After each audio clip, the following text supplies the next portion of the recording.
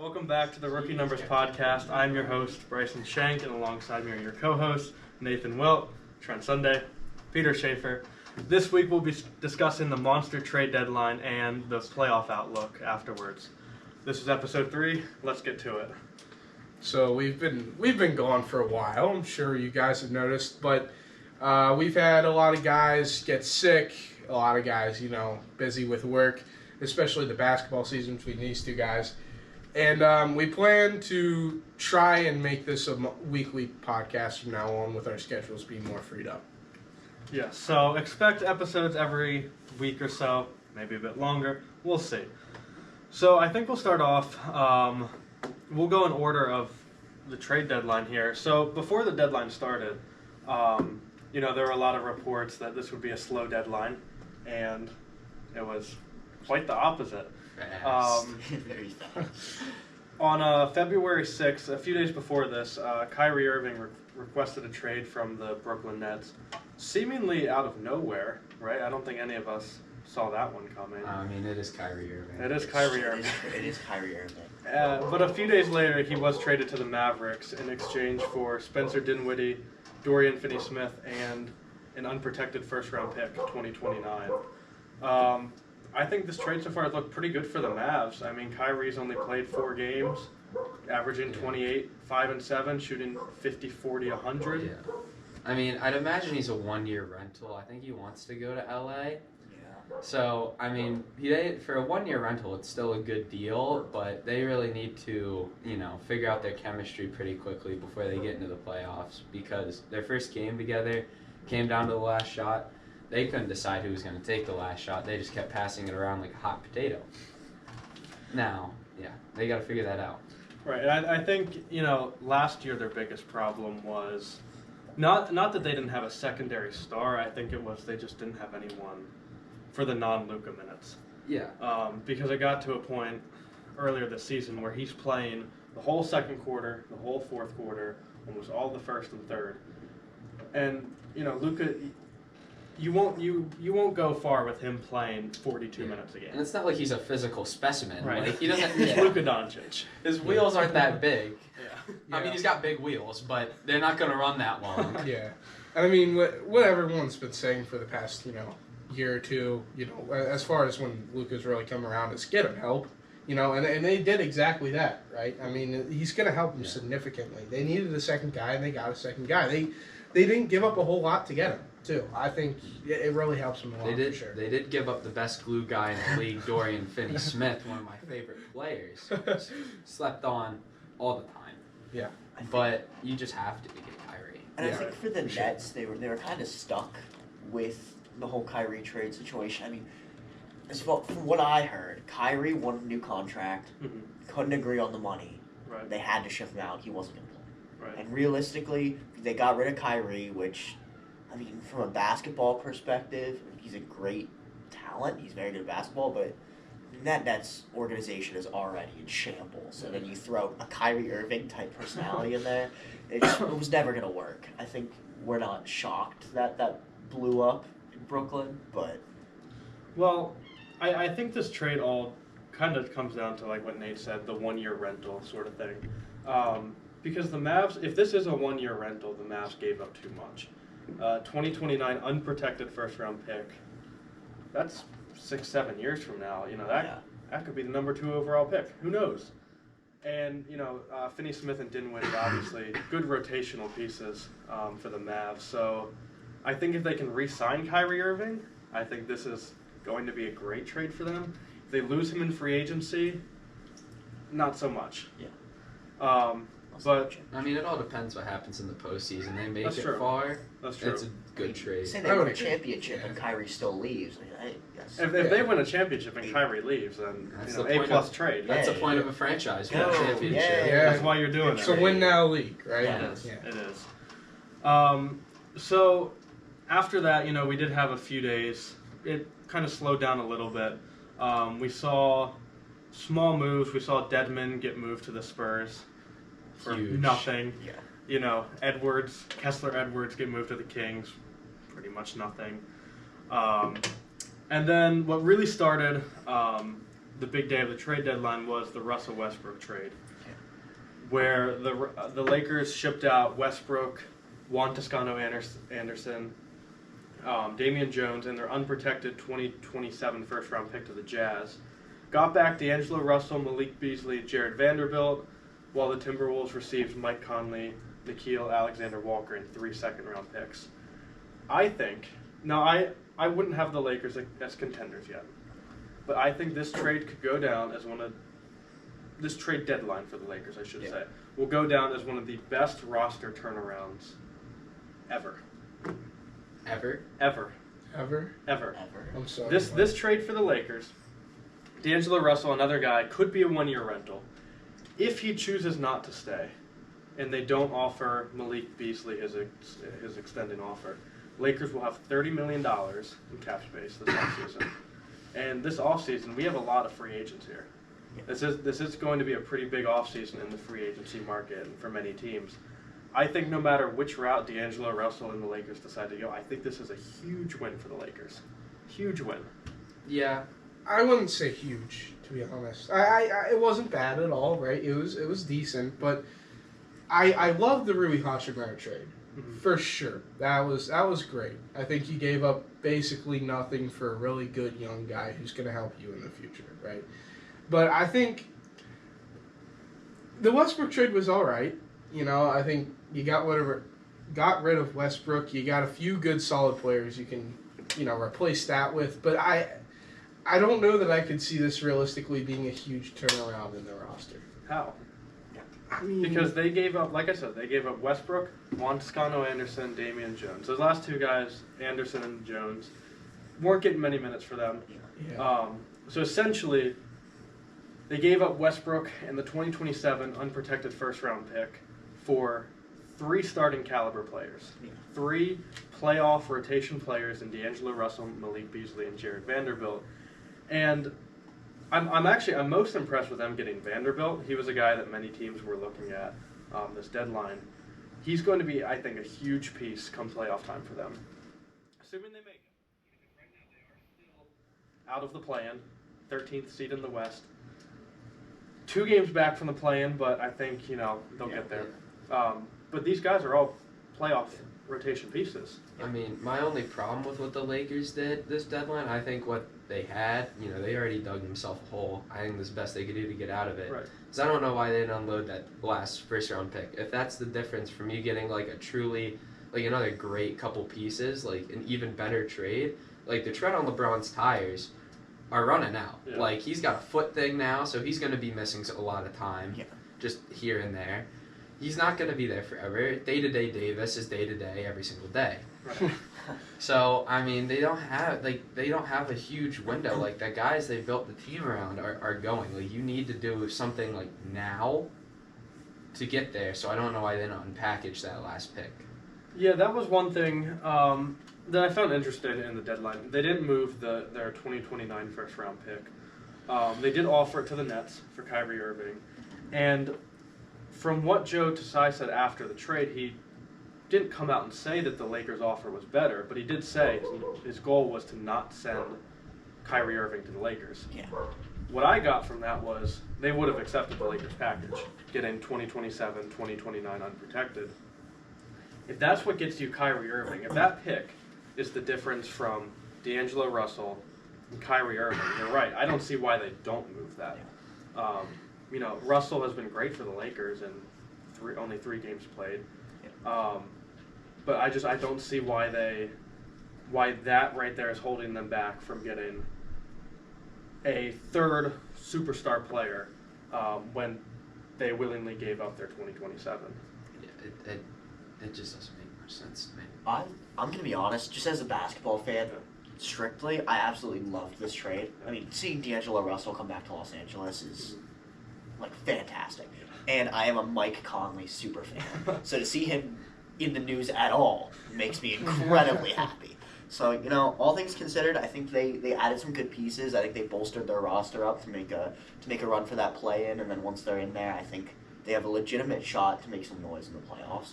So, I think it was a good trade for the Lakers, and I think overall it'll benefit the team.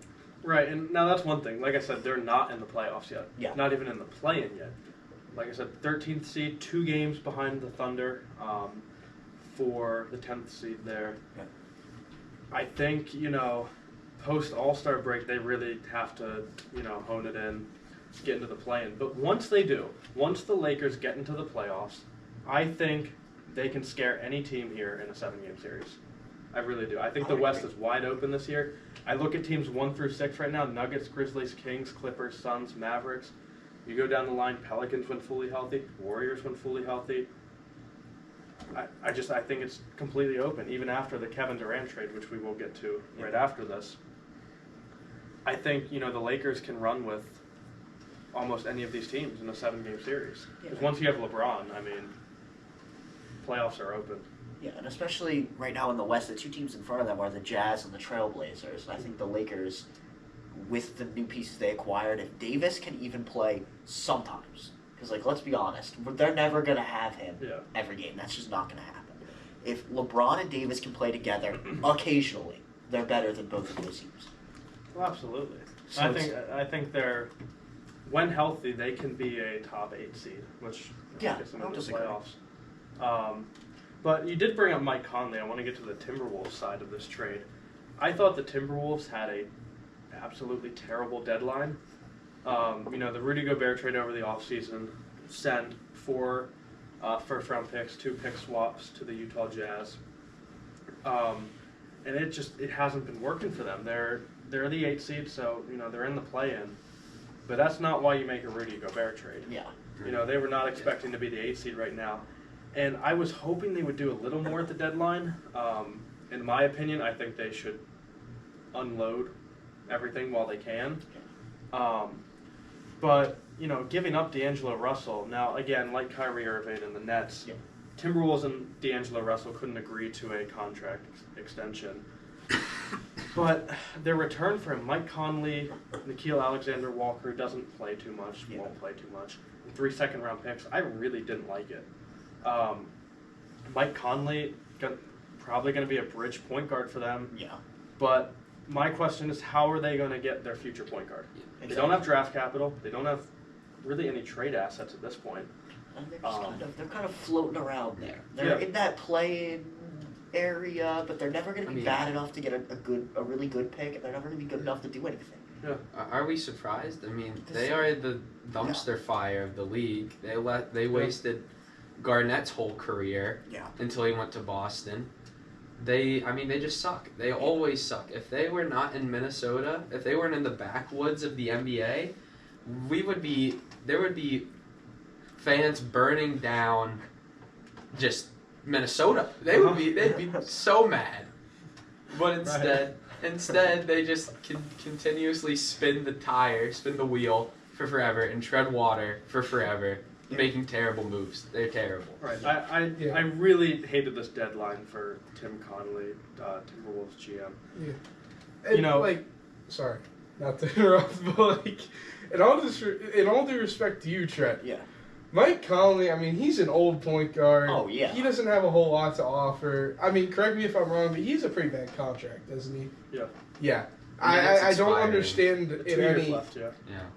I don't understand why you bring him into your franchise. Right, I completely agree. I don't think it was a good move, but I love Mike Conley. Seeing him in general just makes me happy, makes me smile when I see his name light up on my phone.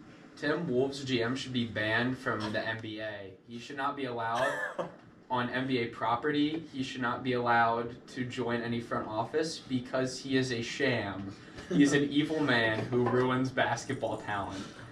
I was having a debate on an Instagram comment thread, so it was legit. A lot of true things being spread through there. But I was talking to this guy, and basically he was arguing that this trade is good for the Timberwolves because, Mike Conley fits the system, played with Rudy Gobert. When he came into the Jazz organization, he was really able to utilize Rudy Gobert in the offense as a lob threat, dump offs, whatever. And, sure, I think the Timberwolves get a better fit at point guard with this trade. Yeah. But going back to my previous comment, I don't understand what the future is. Yeah, what are they doing? Conley, like we said, 2 years left on his deal. He's 34, I believe. Yeah. You have no means to get a new point guard via free agency. Why would anyone want to play in Minnesota? Yeah. Don't have the What? trade assets or the draft capital. Are you kidding? Or the draft capital. I just overall very bad deal for Minnesota in my opinion. I would agree. Moving on to the Jazz though, I think sure. No. It's whatever. It's whatever. Yeah. I mean the Jazz, They're not started doing anything. Yeah, the Like, Jazz started off super hot. I mean, they're one game out of the play-in right now, so maybe they get into the play-in. Here we go. No, Here we go. Jazz, Jazz, keep keep rolling. rolling. But didn't they get a top 4 Giddy up. protected pick? Hmm? Didn't they get the top 4 protected pick? The The Jazz? the Jazz got the Lakers unprotected 2027 first-round pick. Really? Yes, Oh, mine said I top saw it four was as the well, top top four? four protected. top 4 then. Oh no. Top 4 then. Yeah. Oh no. They did get the 2027 apparently top 4 protected first-round pick. Westbrook is going to be bought out. This is crazy. Hopefully, goes to Chicago. So You would Me, read one me from personally, Chicago. the best thing I saw from Anything. the Jazz. Peter. Are you okay?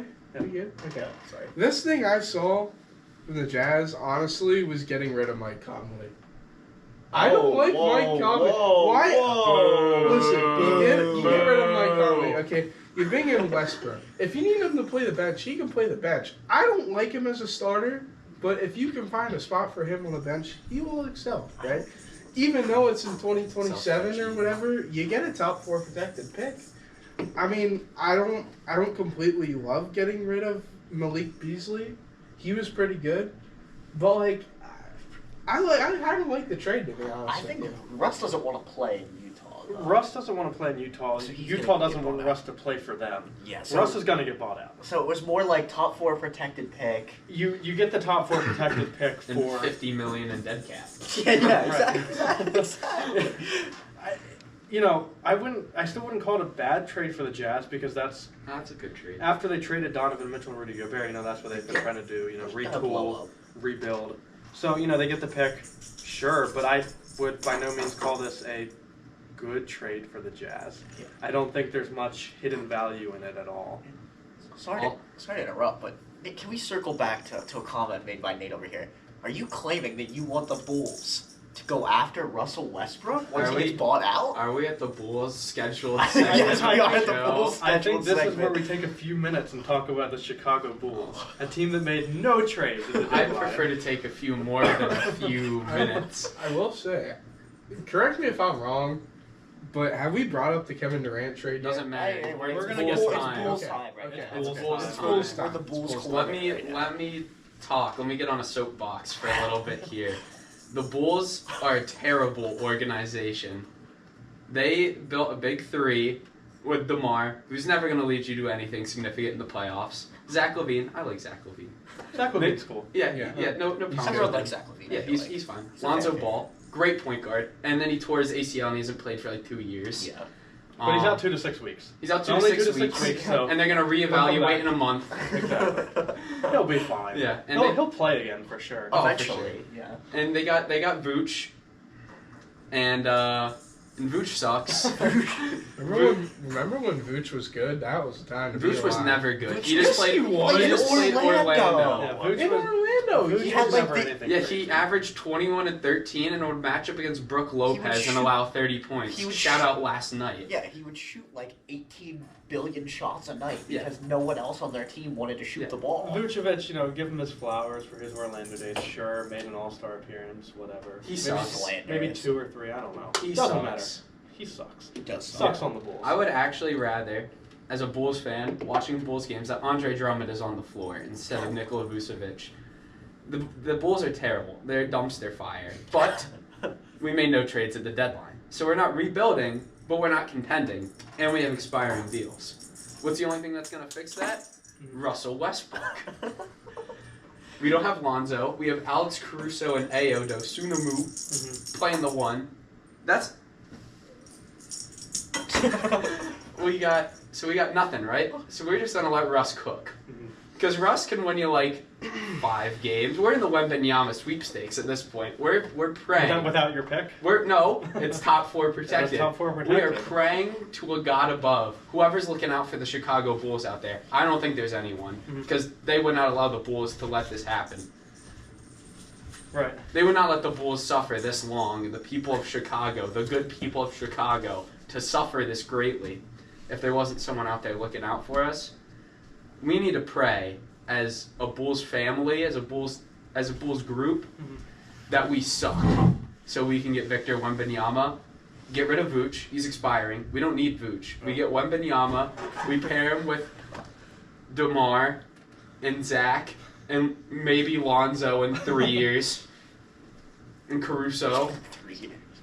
They wanted 3 picks for Caruso at the deadline. They too. did. Oh my God. They wanted 3 The Bulls were asking for 3 first-round picks for Alex Caruso. Yeah. I mean, if I was And an I'm sure that NBA wasn't it, GM, too. I Oh would, no, they wanted probably They wanted a some- player, yeah. too. if I was an NBA GM, I would pull the trigger on that trade immediately. How could you not? You have Alex Caruso. I actually heard the Timberwolves were getting ready to send a package sniffing around. of 8 first-round picks to Chicago. Just sniffing around Alex Caruso. Yeah. See if they can make a deal over there. So I will take anything at this point. Last night they had I think 6 guys injured. They started a 2-way player named Karlik Jones. I'll take anything. Goran Dragic played significant minutes. Jones- He's like 38. He was at least fun to watch. Yeah, Karlik Last was night, nice. he was at nice. least fun to watch last. We can talk about. No, I want to ask you, what do you, in a more realistic opinion, what do you think the Bulls do from here?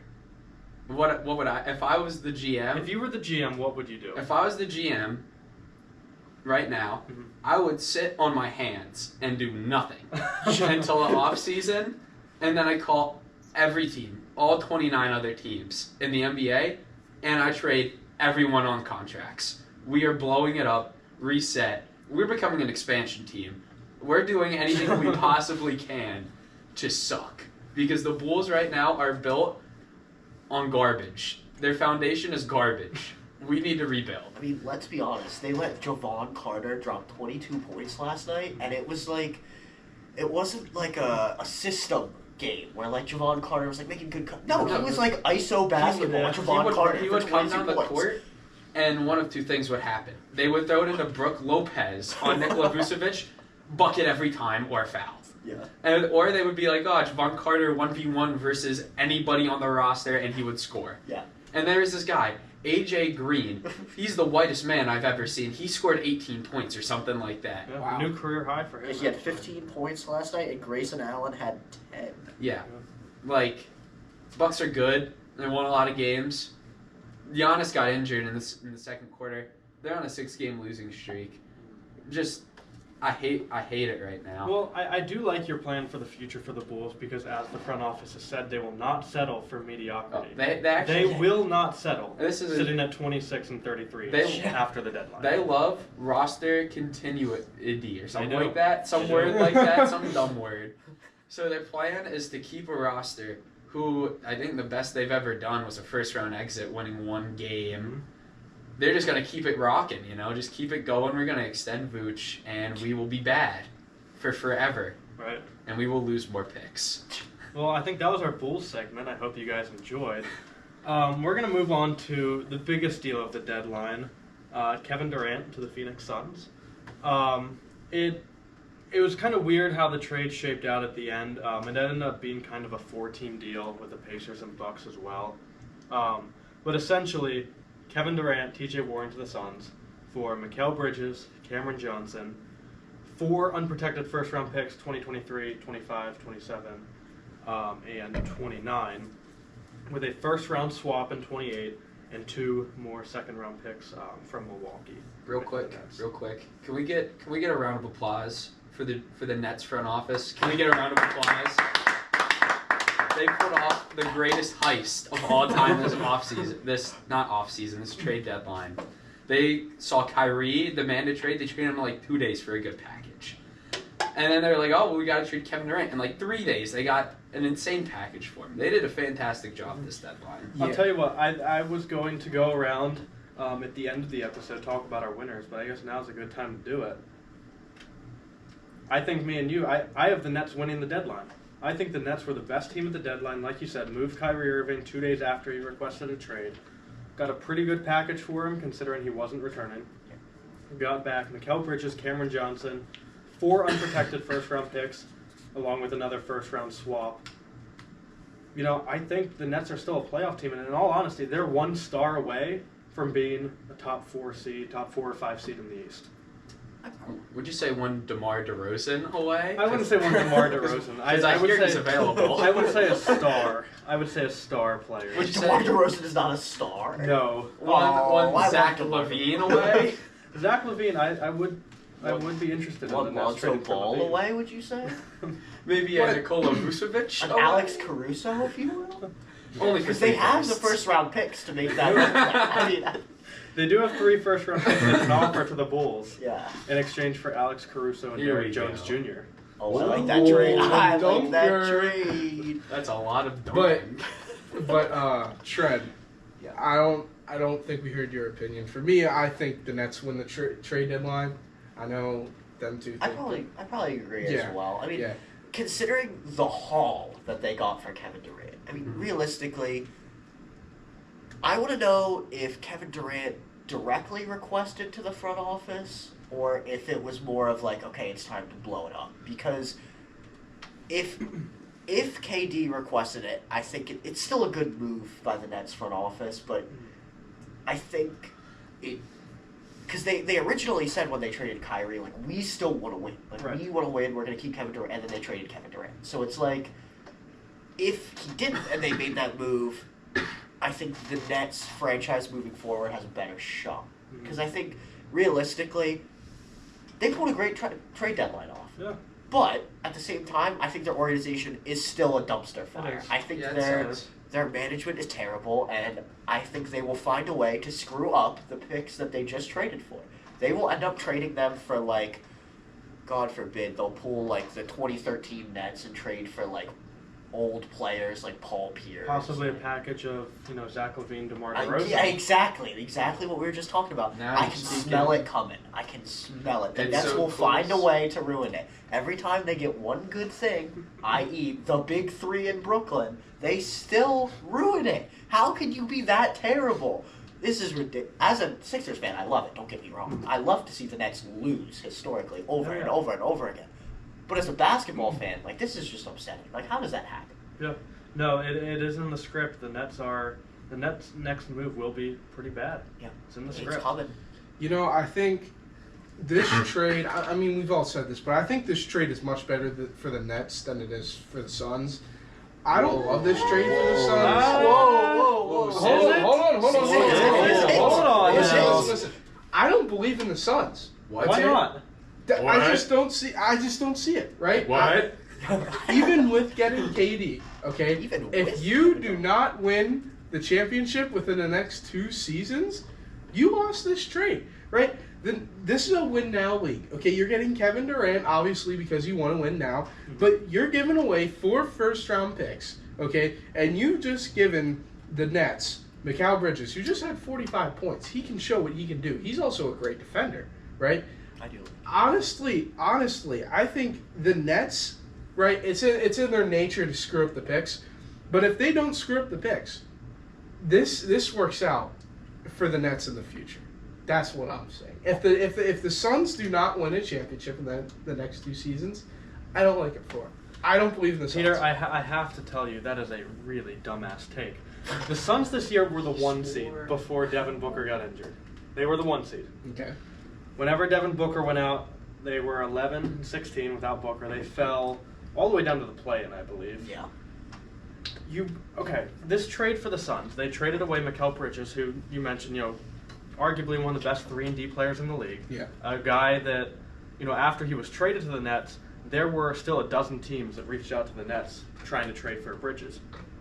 You give up Cam Johnson, who hasn't really played for them all season. He's been injured most of the season. Yeah.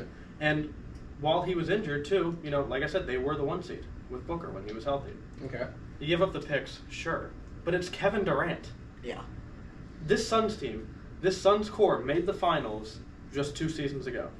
Without him. They suck.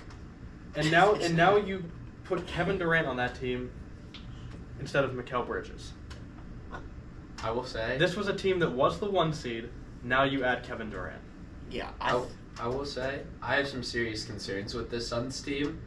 Not because I don't think they're gonna be good. I'm not having his take here. Yeah. I just think like this team might take a while to do anything. I don't think they have a while. Like KD's has some injury problems lingering. Mhm. I don't think Chris Paul is kind of he's on the out. Yeah. Them Booker's I think Chris Paul has maybe 2 more yeah. seasons in him. Yeah. This one and next year. Yeah. I think Devin Booker's having a few injury issues. They don't gotta win it this year, but next year if they're not fully healthy, it's gonna be really bad. Yeah. I mean, in all honesty, I don't think the Suns will win a championship. I think the Celtics are better the next 2-3 years. I think the Bucks are better. I think the Nuggets are better. Grizzlies, Sixers, maybe. Yeah. Depends. I think they have the potential to do that. Right. I don't think the Suns will win a championship the next 2 or 3 years with KD in this core, but they extend their championship window. Yeah. And I had talked about earlier in the season for the Suns possibly blowing it all up because they looked really bad. They did. This was when Booker was injured. Chris Paul having the worst year of his career, I'd say. Ayton looking just mediocre. But I think this is probably the best thing the Suns could have done at the deadline. I mean, extending your championship window right now in this league, in again, a West that is wide open. Yeah. I think it's the best thing they could have done. And I'm not saying it's bad for them, right? Obviously, if you get Kevin Durant, it's a good thing. But from my perspective, okay, I just don't realistically think the Suns are going to win a championship within the next 2 seasons. Okay, I think Kevin Durant's probably not going to be around for that much longer. Not in the league, but in Phoenix, right? And I think the biggest thing here is the Nets getting so many picks and Mikal Bridges that they can build with those picks. They can at least try, or they can, try and use their luck in the draft, which, like I said, they're not good drafters, but if they can do it successfully, I like this trade a lot for the Nets.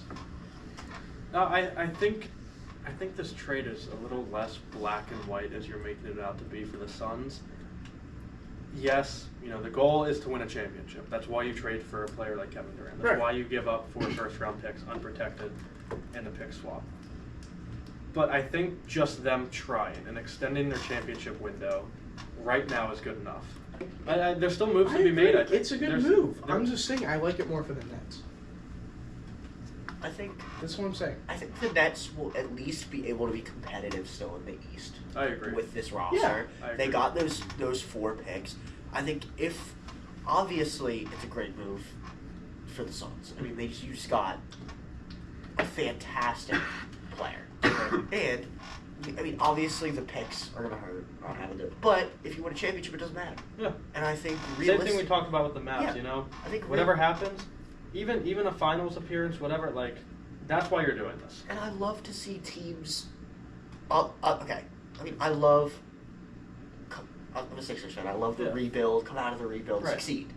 But seeing teams just go as hard as they can to try and get to win now Mhm. is fun to watch. Yeah. And you're gonna watch agree. Devin Booker, who, again, was hurt, but is still.